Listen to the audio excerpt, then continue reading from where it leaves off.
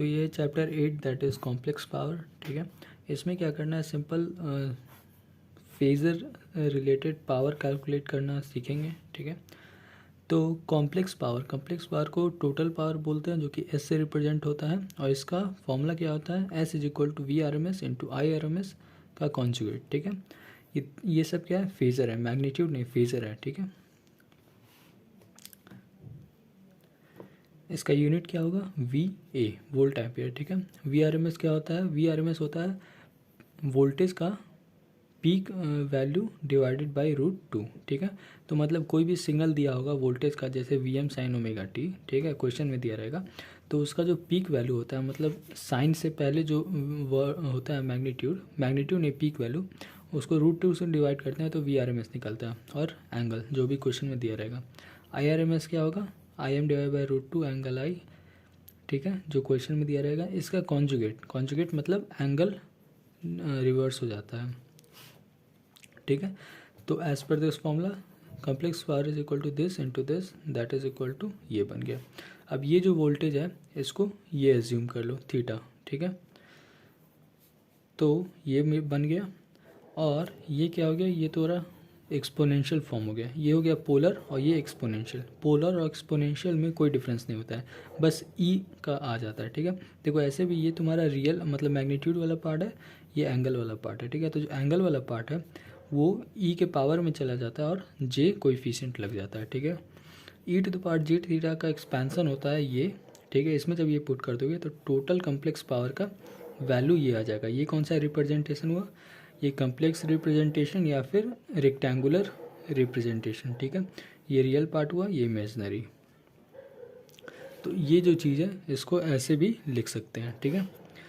That is P plus J Q का format, ठीक है।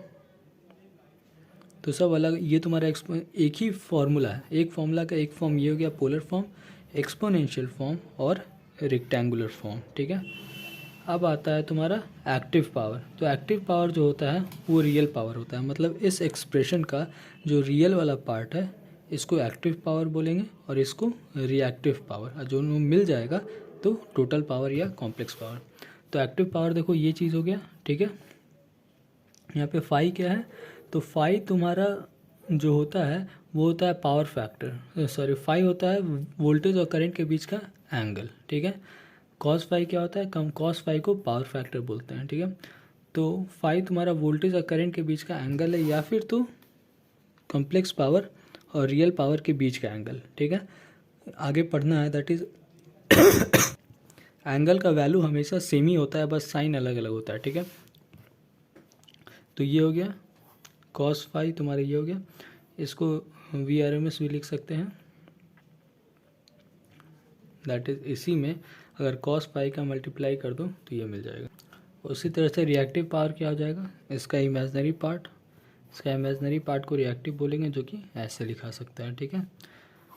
ये तुम्हारा यूनिट हो गया, ये तुम्हारा पावर ट्रायंगल हो गया। पावर ट्रायंगल में क्या होता है, x axis that is real axis और ये इमेजनरी। रियल पे तुम्हारा एक्टिव पावर आएगा, इमेजनरी पे रिएक्टिव आएगा, ठीक है। और दोनों का बीच पे क्या आएगा, कम्प्लेक्स पावर, ठीक है, जिसका फॉर्मूला ये होगा। अब मैग्नीट्यूड हम लोग ऐसे भी लिख सकते हैं, √p² प्लस q², ठीक है।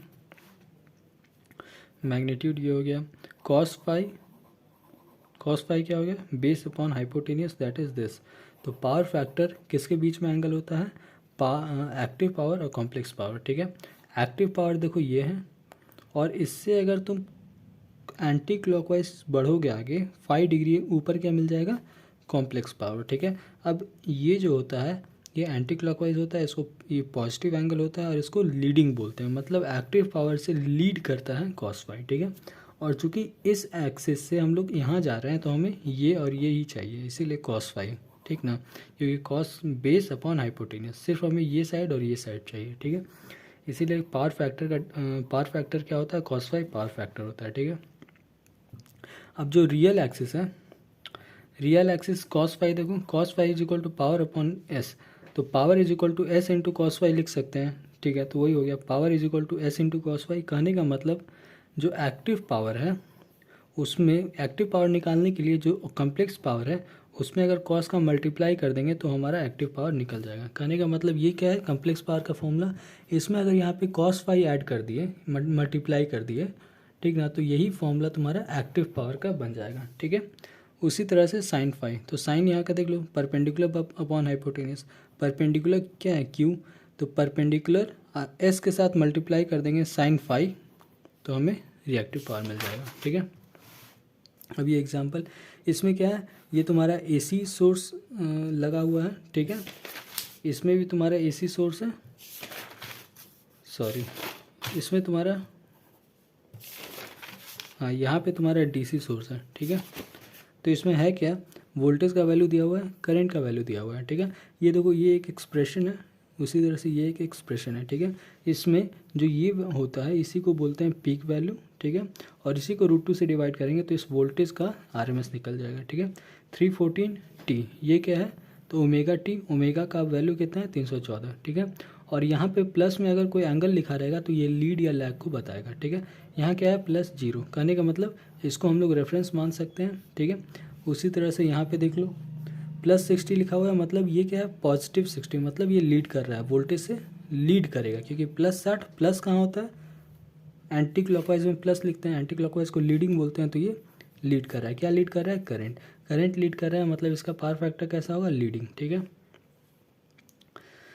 अब active power is given by the formula, ये फॉर्मूला होता है एक्टिव पावर का, that is VRMS IRMS cos phi. ठीक है, तो ये हो गया cos 60 डिग्री। ठीक है, तो अब यहाँ पे देखो एक चीज़, यहाँ पे जब cos यूज़ करते हो तो cos -θ is equal to cos +θ। ठीक ना, तो यहाँ पे लीड को क्या बोलेंगे +60, लेकिन प्लस माइनस का चिंता नहीं करना है जब cos लगा रहे हो, क्योंकि cos में अंदर प्लस हो या माइनस हो वैल्यू एक ही होना है, क्या कि cos का ग्राफ ही वैसा होता है। ठीक है, लेकिन रिएक्टिव पावर जब निकाल रहे हैं तब हमें ध्यान देना होगा। ठीक है, क्योंकि यहाँ पे देखो ये भले 60 डिग्री दिया हुआ है, लेकिन हम फॉर्मूला में हम लोग क्या किए थे, theta is equal to theta voltage minus theta current, हम लोग ये फॉर्मूला को लेके आगे बढ़े थे। ठीक ना, तो करंट तुम्हारा 60 डिग्री दिया हुआ है, तो 0 डिग्री माइनस, यहाँ पे क्या लिखोगे प्लस, देखो करंट लीड कर रहा है तो +60, तो करंट के जगह पे +60 लिख दिए, और ये बाहर माइनस साइन है तो फाइनल क्या बना -60, इसीलिए cos में -60 पुट करेंगे तो कोई बात नहीं, वही आएगा। ठीक है, लेकिन साइन -60 का वैल्यू माइनस होता है। ठीक ना, तो अगर तुम यहाँ पे ये कर दोगे ये गलत हो जाएगा, रिएक्टिव पावर में साइन -θ करना होगा। ठीक है, और ये ऐसा हुआ क्यों, क्योंकि देखो फॉर्मूला में IRMS का कॉन्जुगेट है। ठीक ना, तो कॉन्जुगेट मतलब क्या होता है, एंगल का रिवर्सल। तो यहाँ पे एंगल अगर +60 है तो तुम डायरेक्टली अगर इसको इग्नोर करना होता तो डायरेक्टली इसको प्लस को माइनस में करते, क्या कि आई का कॉन्जुगेट होता है, तो ये माइनस हो जाएगा, तो डायरेक्टली तुमको ये चीज़, ये अगर कॉन्सेप्ट नहीं अप्लाई करना होता तो डायरेक्टली यहाँ पे तुम -60 डाल देते। ठीक ना, लेकिन चूँकि आई कॉन्जुगेट को हमने फॉर्मूला में कंसिडर कर लिया है, ठीक है, इसीलिए हम ये वाले चीज़ को, मतलब ये वाला चीज़ कॉन्जुगेट हम नहीं, मतलब यहाँ पे कॉन्जुगेट हम लोग नहीं कर रहे हैं, हम डायरेक्ट ये फॉर्मूला से आगे बढ़ रहे हैं। ठीक ना, यही रीज़न है।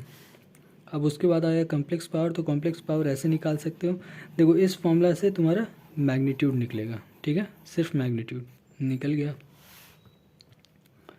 अब उसके बाद क्या आया, rectangular format, that is P+JQ, ये एक फॉर्म था। ठीक है, P पता है, Q पता है, इस फॉर्म में पुट कर दो, ये निकल गया। अब ये जब निकल गया तो इसका हम लोग मैग्नीट्यूड भी निकाल सकते हैं, एंगल भी निकाल सकते हैं, निकाल लिए। तो एंगल देखो -60 आया, कहने का मतलब एंगल हमेशा सेम होता है। ठीक ना, बस साइन का डिफरेंस होगा, लेकिन एंगल का मैग्नीट्यूड हमेशा सेम होता है। ठीक है, अब ये क्या है, वोल्टेज और करंट। तो ये इस क्वेश्चन में क्या दिया होता है कि करंट जो है लीड कर रहा है, तो वोल्टेज अगर यहाँ रेफरेंस लोगे तो करंट उससे 60 डिग्री ऊपर होगा, क्योंकि एंटी क्लॉकवाइज डायरेक्शन में ही लीडिंग एंगल होता है। ठीक ना, उसी तरह से पावर ट्रायंगल का अगर बनाओगे इस क्वेश्चन का, तो इसमें P ऊपर है, Q नीचे है। क्यों, क्योंकि रिएक्टिव पावर देखो, सॉरी कम्प्लेक्स पावर देखो, रियल पार्ट पॉजिटिव है, इमेजनरी वाला निगेटिव है, मतलब ये तो तुम्हारा x एक्सिस पे होगा, लेकिन ये जो इमेजनरी है ये -j एक्सिस पे होगा। ठीक ना, तो -j नीचे होता है, ये दोनों को कंबाइन किए तो देखो ये जो कम्प्लेक्स पावर है ये एक्टिव पावर से 60 डिग्री क्लॉकवाइज है। क्लॉकवाइज मतलब नेगेटिव एंगल, नेगेटिव मतलब लैगिंग, मतलब कम्प्लेक्स पावर रियल पावर से लैग कर रहा है, ठीक ना। ये पावर फैक्टर का ये चीज़ है, ये तो हम लोग पढ़े थे, दैट इज़ इम्पीडेंस और एडमिटेंस का पिछला में पढ़े थे। दैट इज़ इम्पीडेंस का जो एंगल होता है और पावर फैक्टर का जो एंगल होता है वो मैग्नीट्यूड सेम होता है लेकिन साइन अपोजिट होता है, वही एडमिटेंस में सेम होता है, ठीक है। और कॉम्प्लेक्स पावर में भी हमें कैसा रिलेशन मिला कि साइन अपोजिट होता है, ठीक है। अब आता है एक तुम्हारा डीसी वोल्टेज। डीसी वोल्टेज में क्या अलग है कि डीसी में जो वोल्टेज दिया हुआ होता है ये एक्चुअली आरएमएस वैल्यू ही होता है, ठीक ना। क्यों? क्योंकि देखो एसी क्वांटिटी आरएमएस होता है क्या, पहली बात आरएमएस क्या होता है, तो एसी क्वांटिटी का डीसी इक्विवेलेंट को ही आरएमएस वैल्यू कहते हैं। तो आरएमएस क्या होता है, एसी का डीसी इक्विवेलेंट। और करते कैसे हैं, एसी का जो पीक वैल्यू है उसको √2 से डिवाइड कर दोगे तो डीसी इक्विवेलेंट वैल्यू मिल जाएगा, ठीक है। और जब डीसी वोल्टेज दिया हुआ है तो इक्विवेलेंट डीसी निकालना ही क्यों, जब डीसी दिया हुआ है तो मतलब वही तुम्हारा आरएमएस वैल्यू है, समझे। क्योंकि एसी का जो डीसी इक्विवेलेंट हम लोग निकालते क्यों हैं, क्योंकि एसी में कितना पावर हमें डिलीवर होगा, मतलब हमें आउटपुट में मिलेगा, वो सिर्फ और सिर्फ डीसी पार्ट से ही मिलता है, ठीक ना। एसी पार्ट क्या होता है, एल और सी एसी पार्ट होता है जो कि एनर्जी को सिर्फ ट्रांसफॉर्म करता है, ठीक ना। वो आउटपुट में उसका कोई कंट्रीब्यूशन नहीं होता है, आउटपुट सिर्फ और सिर्फ डीसी पार्ट से ही मिलता है, मतलब रेजिस्टिव पार्ट से, ठीक ना। एल और सी क्या करता है, वो हेल्प करता है आउटपुट देने में, ठीक ना। तो ये चीज़ है।